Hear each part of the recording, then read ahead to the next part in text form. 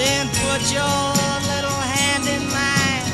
There ain't no hill or mountain we can't climb. Okay, Shirley fans, rise and shine, and don't forget your booties, cause it's cold outside. It's cold out there every day. What is this, Miami Beach? Jason, do you have deja vu? I don't know, but I can check in the kitchen. Do you think Phil is going to come out and see his shadow today? Puxatawny Phil. That's right. Woodchuck Chuckers, it's Groundhog Day! Woohoo! Shirley fans, welcome back to the Shirley You Can't Be Serious podcast. We are here with season 4. I can't believe we've been doing this for 3 seasons now. It's like day 1. It's just exciting and fun every single time. Jason, I don't know what you're doing later, but can you call in sick? Ladies and gentlemen, I am D. Graves, and I am here with my co-host Jason Colvin, the fastest Jack in Johnson County. We have a great matchup today to begin season 4. This is one we've been wrestling with a little bit. Today, this will be Groundhog Day versus Multiplicity. These are both Harold Ramis directed movies. Yeah, we've got lots of cast members in common. We've got an almost cast member in common. And we can talk about why Groundhog Day was such a monumental success like it was, and Multiplicity definitely fell short. Yeah, we definitely need to talk about that. For sure. I've got some ideas, like small changes that would make Multiplicity way better, because it was funny. There's definitely some funny parts, so... Yeah, we will definitely get into that. And just as a teaser, ladies and gentlemen, in 1983, March of 1983, almost exactly 40 years ago, Peter Ivers, a young Harvard graduate who had been making the underground scene as what Muddy Waters called was the best blues harp player in the world. He was also a host on a TV show that was kind of a pre-runner for MTV, and he was bludgeoned to death in his Skid Row apartment on March 3rd, 1983, and one of the key members of these 2 movies was immediately a suspect in the murder. I had forgotten about that. We've already talked about that in our Ghostbusters episode. Yeah, it was our Ghostbusters episode. So that's the teaser. I will bring you back to that story when we get to Multiplicity. You do such a great job of laying the hook, the bludgeon to death thing. Yeah. I'm on the hook, and I've heard the story. Good. But before we jump into all of the other stuff, we got to say something about our fans. Number 1, Shirley fans are the best fans in the world. Number 2, we got to give a special shout out to Chris Weber. Yeah, Chris Weber has sent us, over the course of time, 3 different records, right? Yeah. And so he has sent us the Airplane soundtrack record. Perfect. Which, who knew Airplane had a soundtrack? Right. It's got the Notre Dame fight song on there, among other things. The girls sing in the River Jordan, and it's a super fun record, which Chris sent to us a while back. And then since then, he sent 2 other records that he found at the record store. K-Tel Collection of 1983, and it's like 1983 songs up and down from K-Tel. It's super fun. The K-Tel story in and of itself should be a episode all to its own, because that is an incredible story right there. K-Tel Records. We will probably find a way to sneak that in. Maybe it'll be a Patreon episode. By the way, thank you to all of our Patreon members who have stood with us through the test of time. We appreciate your support. We couldn't do all that we do without it. Thank you so much. Guys, if you're interested in supporting our podcast through Patreon, you can go to patreon.com/ShirleyPodcast. If you do that, if you become a donator, then we will shout out to you. You become an executive producer, and if you level up, we send you fun special gifts. But probably the best gift is for any Patreon member, and that is getting to hear our super secret one-hit wonder episodes. D, we have recorded 10 special Patreon episodes now, covering, quote-unquote one-hit wonders of the 80s, 90s, and even 70s, right? Yeah. So we've done songs like Don't You Forget About Me by the Simple Minds. Yeah. We've talked about Don't You Want Me by the Human League. That was our latest one. We did September by Earth, Wind, and Fire. We did Video Killed the Radio Star, and it's been a lot of fun. We've got a lot of great stuff over there. I think some of our best work on the Patreon, and it's only $5 a month, and you can get access to all that stuff over there. You definitely need to go check it out over there. Yes, 10 special episodes. Jason's picks are especially special, like short but special kind of episodes, but they're still worth the listen, I promise. They're kind of like Michael Keaton number 4 episodes over there, right? Hey, Steve. This episode is going to be number 4. Mariah Carey. Okay, so you ready to dive into the creation of these 2 movies? Yeah. So let's talk about Harold Ramis. He was the director for Groundhog Day. He was the director for Multiplicity. He probably wrote nearly most of both scripts. But let's just back up and get a little picture of who he is. Okay. And if you don't know the name Harold Ramis, let me just say Egon Spengler. Yes. Yeah. That would have worked if you hadn't stopped me. I collect spores, molds, and fungus. Egon Spengler. So when Egon was just a young Spengler, he was Harold Ramis in Chicago, where he was raised. His dad owned a food and liquor store. Raised Jewish, went to St. Louis, to Washington University to go to school there. After school, he worked, I'm not kidding here, he worked in a psych ward for several months, worked in a psych ward, and he is noted as saying, "This helped me when I moved to Hollywood in how to deal with people." That's hilarious. He was like, I'm not kidding. Like, legitimately, like, when you're working with actors, you don't know what mental plane they're coming from, and so you just got to go, okay, this guy's not thinking the same way I am. I can work with that. I guarantee you he thought about that when he was dealing with Bill Murray. Yeah.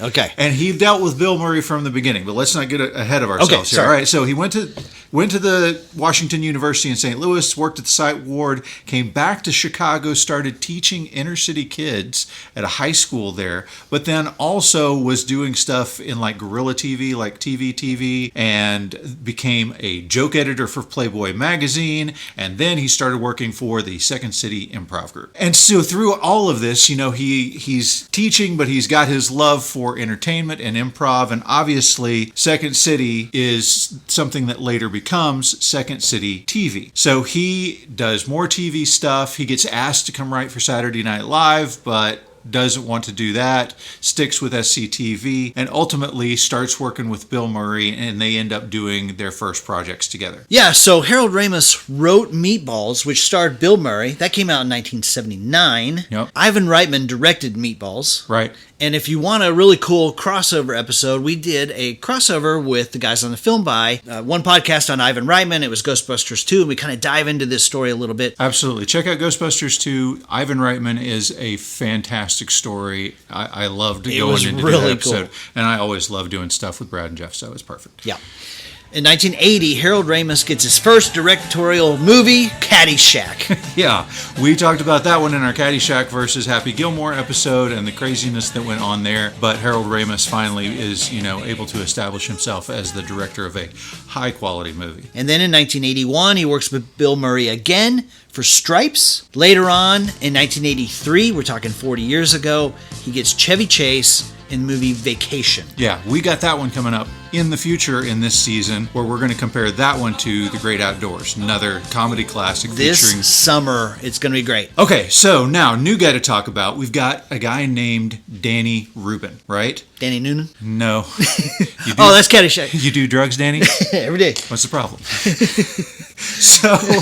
So Danny was a guy who got his master's degree in film, television, and then again went and was teaching high school and realized, I don't want to do this for the rest of my life. Right. So he moves out to California, is going to try to make his way as a script writer, and he comes up with this script idea after reading an Anne Rice novel. So he is sitting in the movie theater, and he's reading The Vampire Lestat. Why is he reading in the movie theater? I guess he's by himself and he's bored. I don't typically bring books to the movie theater. Right. But if you've ever seen The Interview with a Vampire, the character that Tom Cruise plays in that is the vampire Lestat. Yeah. And he's immortal, and he just continues to live forever and ever and ever. And he started to question what life would be like if I were immortal. So that leads him to develop this script. Now, his script, interestingly, it starts in the middle of the story. Like, he's already in the loop. Right. He's in the time loop, and you don't get the foundation of him getting there. It's just he's there, and that's how this script starts. And so he shops this around to dozens of production companies, and everybody says the same thing. I love this script. We can't make it. Right. It's just too hard. But then Harold Ramis gets a hold of the script And then we get studio money involved because by this time, it's 1993. He has been established now for over a decade as a heavy hitter, and he loves the script, and he loves the fact that it starts in the middle. And he goes to Danny, he's like, I love this. I love that it starts in the middle. We are definitely keeping that. Yeah, exactly. Yeah, except that then, of course, Hollywood is what Hollywood is, and one of the studio executives comes in and says, wouldn't the audience like to know how he got there? Yeah. And Harold Ramis is like, I don't know. I mean, I really like that it's in the middle. And she goes, why don't you just write it and just see how it turns out? Just see what, just for funsies. Yeah. And so he writes it. And of course, that becomes the intro for the movie. One of the things we need to talk about in this movie, and I don't want to show my hand particularly early, I think I already have, but they literally make every right decision. Like every time they reach a fork in the road, yeah, everything that they decide makes the movie better. Yeah. It really does. It really does. Because I got to say, the intro to the movie is not particularly exciting until the point that he hits his second day, Right. his first repeat day.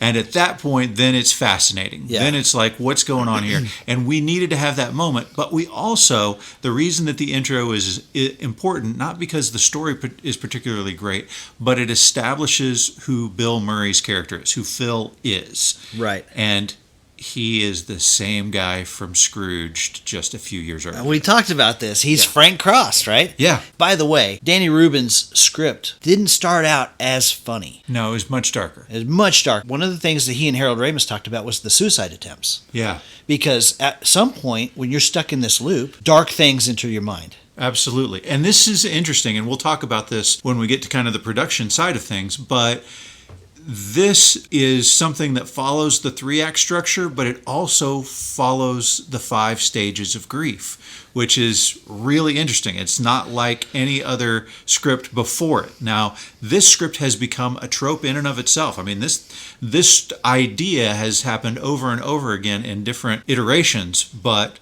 this is the original as far as I can tell. Like, this is the first one where it was, I wake up and everybody else is doing the exact same day, and I'm the only one who knows we already did this.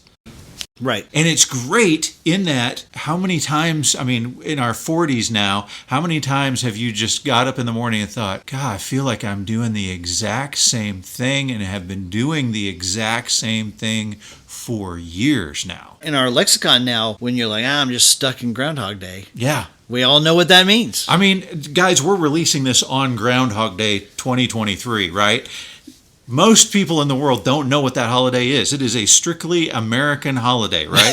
Puxatawny Phil, the groundhog, comes out. If he sees his shadow and gets scared, it means 6 more weeks of winter. If he doesn't see his shadow, it means that spring is right around the corner. Well, it's 6 more weeks of winter anyway. It's just some dumb, meaningless ceremony. A bunch of people coming out to worship a rat. Right? I remember when we used to kill a rat, cook him, and eat him. But the movie itself has taken over the whole idea. Worldwide, even though they don't celebrate Groundhog Day, they know what Groundhog Day is because of this movie. And it's now no longer this, does the groundhog see a shadow? It is the idea that you have a repeating cycle. You're stuck in a time loop. You're doing the same thing day after day after day. Okay, you know why Danny Rubin chose Groundhog Day to be that day? Tell me. So after he wrote the script, the time loop script, he's like, oh man, I'm onto something, right? This is a good idea, the time loop. He pulled out his calendar and is like, what's the nearest holiday that hasn't been done? Yeah, right. Boom, February 2nd, Groundhog Day. Boom, that's the reason. That's it. Yeah. Well, and here's the thing. In the script that he wrote, he also had, showing at the movie theater, was It's a Wonderful Life. To him, the movie that you saw every year, like it was the movie that just kept coming up year after year after year. And so this idea that would be the one movie that was showing at the theater seemed perfect to him. But when Harold Ramis read the script, instead of this dark kind of morbid comedy that he had, it's like a George Bailey style story, right? Where he gets to see the world if he wasn't in it. And in this scenario, we see a same type of idea. And that's how Harold Ramis decides to go with this movie. Really, we're talking about Bill Murray dropped off in It's a Wonderful Life. Yeah, kind of. Yeah. Kind of. It's just this, a very weird paradox. Yeah. That is Never explained. See, that's the right decision there too, right? Yeah. I know they talked about it because the studio was very concerned. Like, will the audience go with you on that? Yeah. You know, what they talked about how at one point they thought maybe it would be a curse from somebody. You know, somebody got mad at you and cursed you. Yeah. Or, you know, you're hit on the head, or, you know, there's always some sort of magic. What happens? It's never explained. So I'm going to jump ahead in our normal time sequence and talk about post-production stuff. Okay. But I think it touches on this point in that there is a universal understanding of this epidemic of you feel like you're stuck in a time loop, because Groundhog Day gets released on a Friday, as you know, normally movies would. And it actually is like a week or so after the actual Groundhog Day. They like release it mid-February, oddly enough. I don't know why they would have tried to get before it, or at least on the day. Guys, Shirley Podcast, check it out. All right. Anyway, it comes out on a Friday, and on that Sunday, he gets a call from his writing partner and his producing partner. The partner says, they're picketing your movie in Santa Monica. And he's like, what? Why?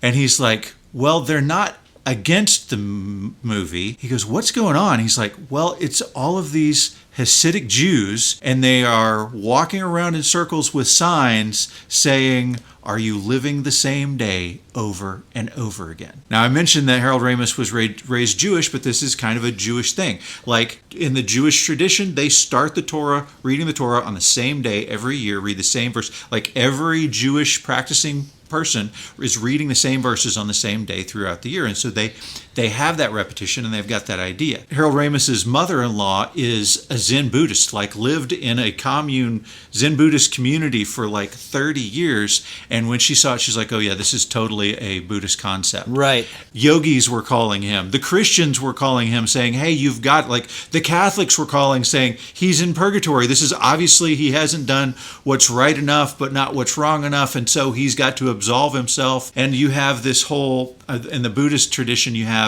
10,000 years to renew your spirit, right? It speaks to them all. All of the, and psychoanalysis, I mean, my gosh. I mean, it's just, it all has this communal, moral, and philosophical relationship. He just managed to hit everything.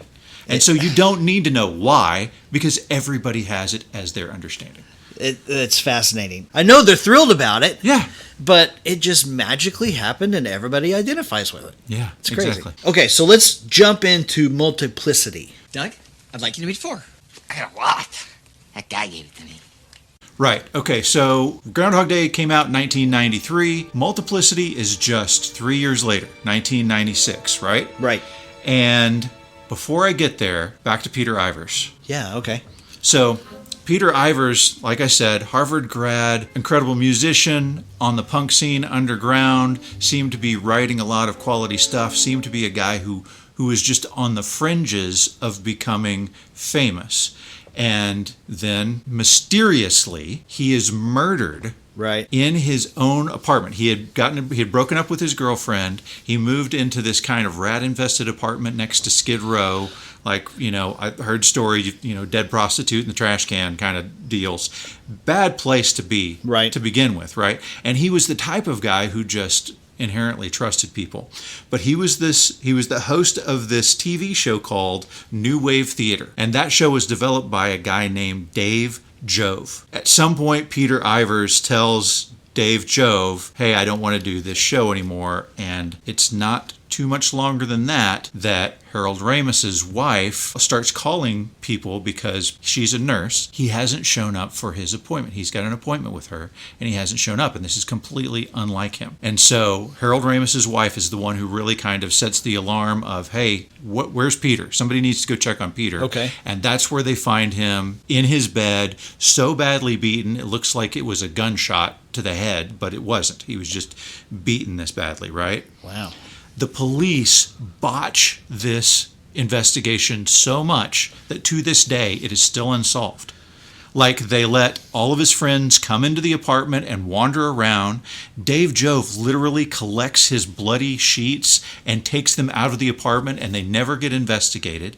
The cops, because this guy's just living on Skid Row, just thinks it's some vagrant or somebody who he was being nice to, or a drug deal gone bad. They're blowing it off, and so they don't really do a significant investigation in this. But Harold Ramis's wife shows up, and when she realizes what has happened, she's absolutely hysterical. And so when they see her reaction, they suspect Harold Ramis for the murder, because they think, oh, with her reaction, nobody who wasn't in some sort of romantic relationship with Peter Ivers would react this way. And so they suspect Harold Ramis. Of course, he had an alibi. It wasn't him. But interestingly, Dave Jove, when Peter Ivers dies, develops a brand new show called The Top, and that is produced and written by Harold Ramis. Like, you can see how you could go, wow, he kind of took over his spot after he died. He was a suspect in the murder. But Harold Ramis, everybody will say, is just the nicest guy in the world. You know, I've heard that, and he seems to be this very warm, jovial, easy to get along with guy. And we know Bill Murray is a pain in the butt and very difficult. Yeah. Bill Murray and Harold Ramis, after Groundhog Day, keep in mind they made Caddyshack, Stripes, Ghostbusters 2. They worked in Chicago. They were working in These guys Chicago were in the good 70s, friends, right? Like, they were 15 years of close friendship. I saw Harold Ramis's daughter talking about this. She's like, I don't really know what happened, but they were friends when they made the movie, and then when they finished the movie, they weren't friends. Yeah. And they were not friends all the way until Harold Ramis was on his deathbed, about to die, and that's when Bill Murray showed up and they reconciled. They didn't speak for 20 years. It's crazy. It's nuts. And then you get that little tribute in Ghostbusters Afterlife to Harold Ramis. Yeah. Kind of nice. Yep. Okay, so Multiplicity. I'm sorry, we got steered off right there. Harold Ramis, a suspect, but we know it wasn't really him. But Harold Ramis did know Peter Ivers. Yeah. And Peter Ivers had another close friend who was also close friends with Harold Ramis. Okay. And his name was Douglas Kenney. Doug Kenney. Yes. So all of these guys work together in various ways, and Douglas Kenney, of course, key member of the Animal House group, key member of Caddyshack, has a very weird death circumstance himself. It's crazy. It is. There's a great documentary out there on it. But Harold Ramis says, okay, I'm going to go back to one of the National Lampoon stories that I've seen, and I'm going to make the main character's name Doug Kenney. Rule number 2. No more Dougs. That's it. This is plenty, I think. I'm going to call Leeds first thing in the morning. We're out of the Doug making business altogether. That's really cool. Yeah. By the way, if you don't know who Doug Kenney is, in Animal House, he's got a real prominent, real famous, real quotable line. It's the guy who's like, well, what the hell are we supposed to do, you moron? That's Doug Kenney. Yeah. He died in Hawaii under very mysterious circumstances. Yeah. They just found his body at the bottom of a cliff. I'm trying to remember the quote. I think it was something like, and it may have been Harold Ramis that said this, I think Doug fell when he was looking for a place to jump off. I think that's basically where they got with that one. But another guy that was close with Doug Kenney was an actor in National Lampoon Animal House with Doug Kenney, and also a writer on the National Lampoon was a guy named Chris Miller. And just to tell you how close he is, his nickname when he was in college was Pinto. Okay. Interesting. Yeah, there you go. He would go on and write several other things. He was a writer on Square Pegs, the series with Sarah Jessica Parker. Yeah, but he wrote a story in 1993 in the National Lampoon that was called Multiplicity. And it was this same story that Harold Ramis decided to take and make into a full movie. And once again, he probably wrote 40% of the script, but because of the rules, if you're the director, you can't have writing credit unless you write 50% or more. So he is not listed as a writer on this movie, but he probably is, right? Right. But Chris Miller is the guy who penned the original story. Now, I would say this, I didn't realize it before, but multiplicity is a psychological term as well. Do you know what it means? You ready for this? Multiple personalities? It is a psychological phenomenon in which a body can feature multiple distinct or overlapping consciousnesses each with their own degree of individuality. So, Okay. then he takes this 1993 story, and it just so happens, just knowing that when filming had to take place and how long editing takes place, they've got this plan to release this movie in 1996. Well, do you know what else happened in 1996? The Summer Olympics. Not where I was going. Do you know what else happened in 1996? No, what? They cloned Dolly the sheep. Oh, yeah. Okay. I mean, so yeah. everybody remember, I mean, the cloning science has been around for over 100 years, but 1996 was a pivotal moment when Dolly the sheep was cloned and everybody started asking questions. Mm-hmm. Dolly the sheep. Yeah. Okay. So you've got Michael Douglas, A-list incredible actor, right? Michael Douglas? Okay. That's his real name. Right. I always do that. So you've got Michael Keaton. Are we talking about romancing the stone here or what? You got Michael Keaton. You've got Annie McDowell, who had, she'd come off of Groundhog Day, which is a huge success. You've got strong investment behind it. You've got the cinematographer from Ghostbusters and some of the other great movies. Right. You've got the special effects guys from Ghostbusters and Star Wars working on these, green screen where we're getting different versions of Doug Kinney in all the shots. It looks like a movie that has to be a success, like right? a surefire. And it comes out the same time as the cloning news blows up. It doesn't make any sense. Did you see this in theaters? No, I saw this. This is interesting. I did not see this movie until 2 days ago. I had never seen this movie until 2 days ago. Oh my gosh. I saw this in the theaters. Okay. Yeah. So 96 wasn't even a strong movie year. Right? No, not a lot of competition. Okay, here are the movies of 96. I mean, and I'm scraping the bottom of the barrel for these, okay? So we're talking about Twister.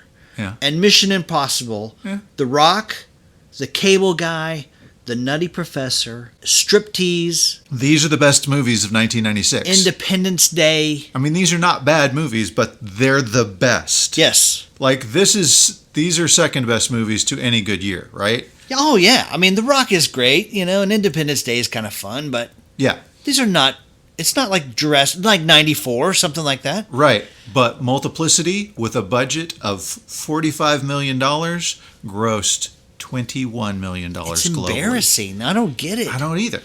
They talked about how they blamed it on the Summer Olympics.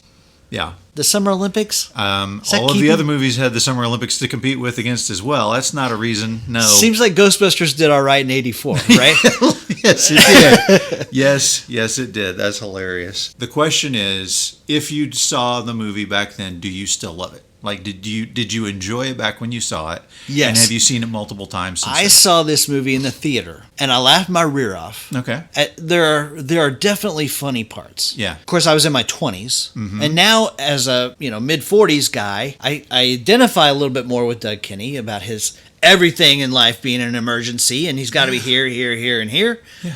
And I certainly identify with that. But this time around, I felt like he's just a little bit more of a jerk, He just didn't appreciate his family and was angry all the time. And I don't know. Michael Keaton is a fantastic actor. I can't figure out what it is about this movie. I know that people who saw it back in the 90s still, like, I talked to Arlen, and he was like, oh yeah, that's just one of those movies that we just go to in my family, and we just watch it, and it's just funny. Fun, right? It's a Christmas vacation type of thing for a whole lot of people. But for me, having never seen it, I was watching it, and there was a lot of, whew, okay, let's get this going. Let's have something happen here. And I had some laugh out loud moments, but I was at the beginning, I was like you, I was completely identifying it. I was like, yeah, I hear you. I got to take care of this. Dad's got to take care of this. Dad's got to take care of this. Dad's got to take care of this. Who's going to take care of Dad, right? Like, there's my job first, then my family, and I'm like a distant third, right? Bringing up the rear. Right. So with me, it's probably family first, job second, and I'm still a distant third. So I identify with it, right? I'm like strongly identifying, but it's not like making me warm and fuzzy. It's just... Okay, I've got a simple solution to making Multiplicity a better movie. Okay. You ready for this? Yeah, hit me with it. Okay, so here's the kind of a list of sins that Doug Kinney, Michael Keaton's character, makes in this movie, okay? Yeah. So he clones himself, obviously, right, without his wife's permission or even knowledge. Right. Whatever that amounts to, that dollar amount, he cha-chings that 3 or 4 times, right? Yeah. He also, when number 2 comes along, he gives up his family. They have the same consciousness, the same everything, the same experiences. And number 2 is like, yeah, fine, you keep the family and you keep the wife. He's taking care of number 1 and he's taking care of number 2 so that he can get after taking care of number 3 himself. Yeah. And then they all sleep with his wife without her knowledge. This is terribly wrong. Yeah. Right? That was one of the funnier parts of the movie, though. It was funny. It was funny. It's the funnier part of the movie. The thing is that she doesn't know what's going on. Right. And that's the problem. Right. That is what's different in Groundhog Day. Bill Murray is trying to bring her along and say, listen, I've got this problem, and can you help me with it? Yeah. And in Multiplicity, he just lies to her the entire time. Yeah, that's true. So here's the thing. Okay, they needed to have some moment in the movie where they enlighten her. Yeah. Okay, so here's what I've been dealing with. Hey, here's number 2, here's number 3, here's number 4. And the oh my gosh freakout scene. And then here's how you fix it all. You have this great dramatic moment where she is brought into the problem, and they solve the problem by, get this, cloning her. And then you got pairs. And then they go happily ever after with their cloned pair. They go start their own commune, all 8 of them. They didn't have any scruples about these 4 guys. Oh my They gosh. clone her. They all get married and they start a pizza place in Florida. And that's how you wrap it all up. And everybody feels good because she's in on it. They didn't lie to her the entire time. They just treat her like crap the entire movie. Yeah, yeah. Well, okay, let's jump back to that because that makes me think of something else. Let's jump back to Groundhog Day. Okay. And I'll share this story with you and then we can jump into casting. Okay? Yeah. Then put your little hand in mine. There ain't no hill or mountain we can't climb. Okay, Shirley fans, rise and shine and don't forget your booties because it's cold outside. It's cold out there every day. What is this, Miami Beach? Jason, do you have deja vu? I don't know, but I can check in the kitchen. Do you think Phil is going to come out and see his shadow today? Puxatawny Phil. That's right. Woodchuck Chuckers, it's Groundhog Day! Woohoo! All right, so in Groundhog Day, as we mentioned before, Danny Rubin's original script had it starting in the middle, right? Yes. And it ends the same. Like it ends the same and he wakes up and it's a new day. It's February 3rd, right? But, keep in mind, this was the night that she spent the night with him, right? And in Danny Rubin's script, the way that it played out was he wakes up, he realizes it's a new day, he's ecstatic, he's so excited, and he's talking to her, and she just kind of seems lukewarm and just kind of... Right. And it turns out she's stuck in the time loop on February 3rd. I think that's genius, right? It's absolutely great. Now, I understand why you want the Hollywood ending, right? You want him to walk off into the snow set happily ever after, but that is a brilliant end. I guess I just got to say, that is freaking brilliant. Just on a side note, I care less about Rita's time loop. Yeah. I would have loved to have seen Ned Ryerson get caught in a time loop, right? Yeah. Yes. That would have been hilarious. So casting on Groundhog Day. Yeah. So the main character, Phil Connors, Yeah. Puxatawny Phil, they gave the part, of course, to Bill Murray. Yes. But they considered a group of Hollywood actors, all of which I think would have been great. Yeah. Right? Yeah. We're talking Steve Martin, we're talking Chevy Chase, Kevin Kline, and then Tom Hanks. Tom Hanks was their first offer. He turned it down. Tom Hanks turned it down. Yeah. You know who else they offered it to? Michael Keaton. Michael Keaton. And he also turned it down. He turned it down because he didn't understand the story. Right. And this is how you can't, one of those you can't win for losing things. He turns down this script, and then when he sees how well Groundhog Day goes, he's like, oh, here's another opportunity. Multiplicity, I got the same leading lady, I got the same director, I've got several cast members. Kind of a sci-fi thing. Perfect. Yeah, bet on the wrong horse again, buddy. Oh, that stinks. That stinks. So Bill Murray gets offered the part, Bill Murray takes the part, Harold Ramis, Bill Murray, it's a perfect marriage. Sure. And he's great in this, right? Oh, yeah. He's, the angry Phil is spot on, the goofy Phil, the confused, all that stuff works perfectly. Okay. This is the Bill Murray of the Bill Murrayist, right? This is if I had to pick the Bill Murray trilogy where he is most Bill Murray, it is the consecutive Scrooged, What About Bob, and Groundhog Day.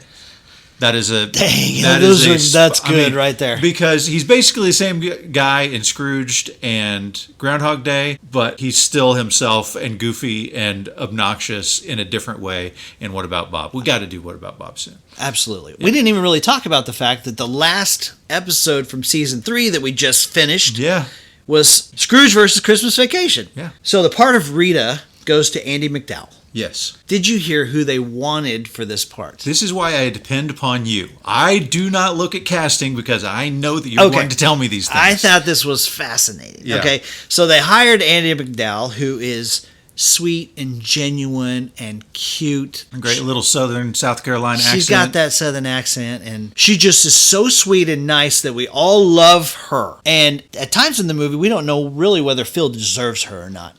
And we certainly don't want him just to love her and leave her. Right.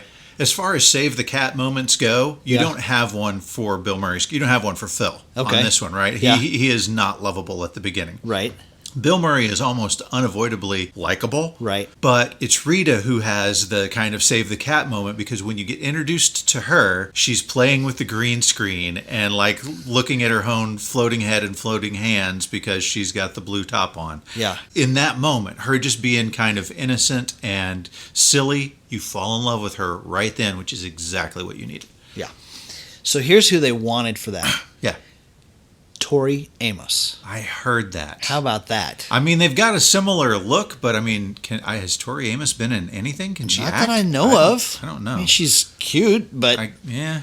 This girl has to be lovable. There's something about Andie MacDowell's face that is, I mean, it's not the kind of classic Hollywood leading lady beautiful, but her face is amazing. It glows. Yeah. It's just, she's a very, very attractive lady. I can't really put my finger on it. Yeah. Because she's not Hollywood gorgeous, but she just... Something about her. Makes my teeth hurt, right? Yeah. Sugary sweet. Okay. And then you also have Chris Elliott as the cameraman. Right? Okay, he's Larry, right? Tell me what you think about Chris Elliott. I think he's perfect as the goofball, can't get a lady at the bachelor's auction. 2 bits, you know? He is the most, I just can't understand his success at all. I couldn't understand it back then. I have never seen him in anything that I thought he was believable or funny or anything. What? I mean, the best performance that he has is in There's Something About Mary. And even that one, even then, it's not good. I just can't figure out his fame at all. Their interesting connection there is Chris Elliott made his fame on the David Letterman show as kind of one of those side bit guys. Right. And Letterman, very first guest, very first show, Bill Murray. Oh, that's good. Good call there. Yeah. By the way, Chris Elliott in The Abyss. You know, I'm a James Cameron guy. Was he in that? He's in The Abyss, and he is a semi-serious character, and he's fantastic. Okay. He nails it. All right. Okay. Take your word for it. You also have Brian Doyle Murray as Buster Green. He's like the guy who handles the groundhog on the day. Yeah, he's the guy in the top hat. He knocks on the... Yeah. And we are pretty confident he's also the guy on the radio.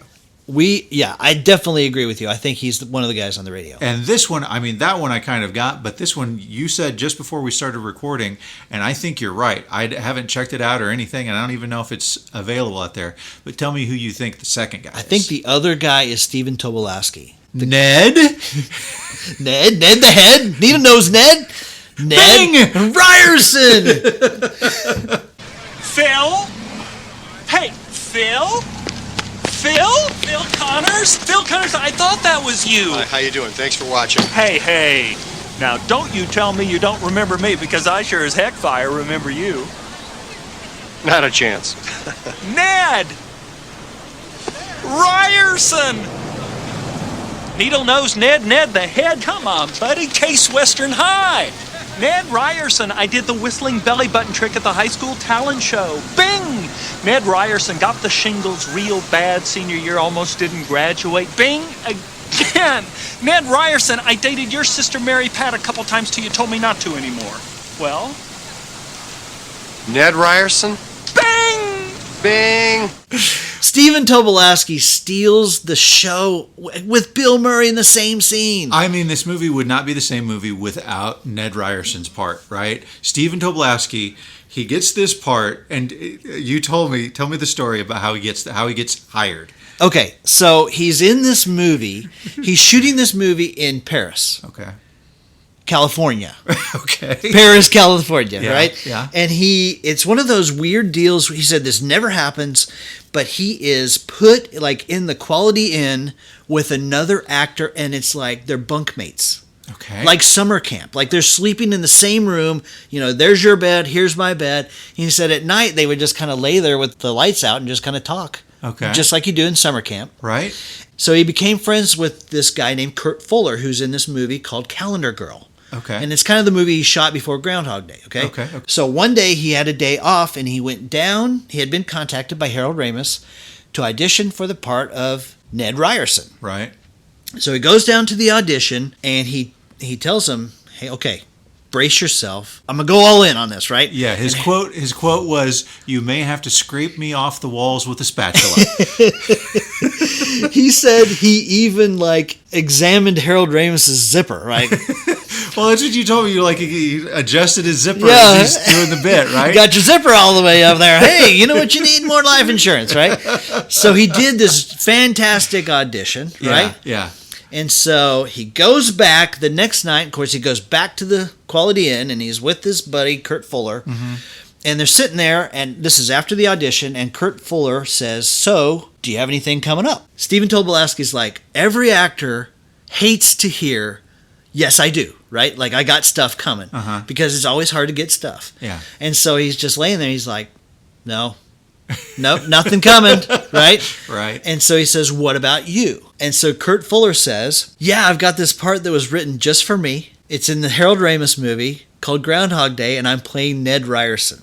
Shut up. Yeah, so he's sitting there and he's like, Oh my gosh. he's like dying. He's like, because why did they call me if you already been hired? And he's like, so I didn't say anything. I couldn't tell him the truth, right? Uh-huh. And besides, he didn't know if he got the part. Right.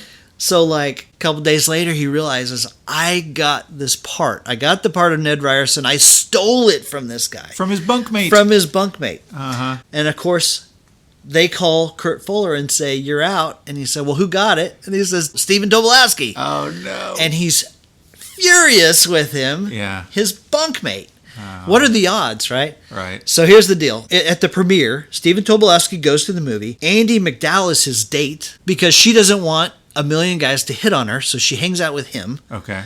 And he protects her or whatever. Yeah. Kurt Fuller comes down right to him, like directly walks up to him. He's like, I'm sitting next to you, and we're going to watch this together. And Stephen Tobolowsky's like, crap, I hope I'm good, you know? Like, I hope this is really good. Yeah.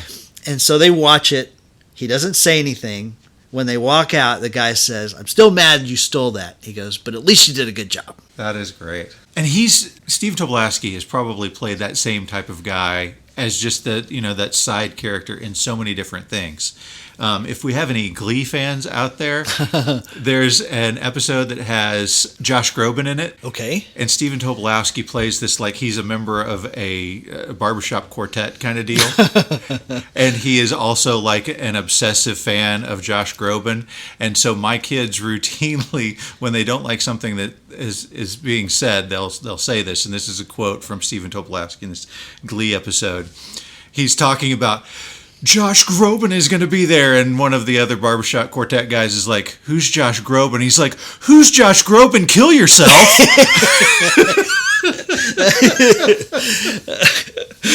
That's great. Yeah, that's a routine line from here. And Arlen Bullard, my dear friend and one of our listeners, every time that this movie comes up, we're like, all right. I enjoy him in the movie Sneakers. Have you ever seen Sneakers? In the theater back in the 90s. Oh yeah. my gosh. So it's a great movie. Robert Redford, Dan Aykroyd, River Phoenix, Sidney Poitier. Yeah. It's a lot of fun. It's kind of the early computer hacker movie. Right. Well, Stephen Tobolowsky's character is the guy they're trying to steal the password for to get in. He uses his voice as a passport, and they're trying to get him to say the word passport. Anyway, he's really good in Sneakers as well. Now, obviously, like you said, you got Brian Doyle Murray in there. Yes. There are some parts that you may not recognize the actor, or you didn't recognize him back then, but now on the rewatch, you'll go, oh my gosh. And one of those is Mr. Michael Shannon as young high school Fred. That's so... that blew my mind, right? And if you don't remember the scene, I'll give you the line. WrestleMania! Which I'm pretty sure he tapped into that same acting vibe when he said, I will find him! I will find him! The guy who plays General Zod in Man of Steel is a teen goober in this movie. Absolute goober. Overacting, over the top. I will find him! But Mr. Michael Shannon, yeah, you've got several guys who you know from movies, like the guy from The Burbs is one of the drunk guys that he hangs out with. That's true. He's also in Die Hard. He's the guy who shuts down the power grid in Die Hard. Yeah, Central? Yeah, this is Walt down at Nakatomi.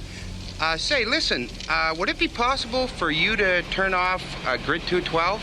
Are you crazy? Maybe I should call them. Yeah. But a lot of these guys go on, and we'll jump into casting now for Multiplicity. Yeah. They're in Multiplicity as well. Right. For Multiplicity, you've got Brian Doyle Murray again. Yep. He's the boat captain, right? Yes. And is it girlfriend or daughter? I can't even tell what she's supposed to be, but that's a young Julie Bowen. She was a girlfriend in Happy Gilmore 3, Modern Family, all of that stuff. Yes.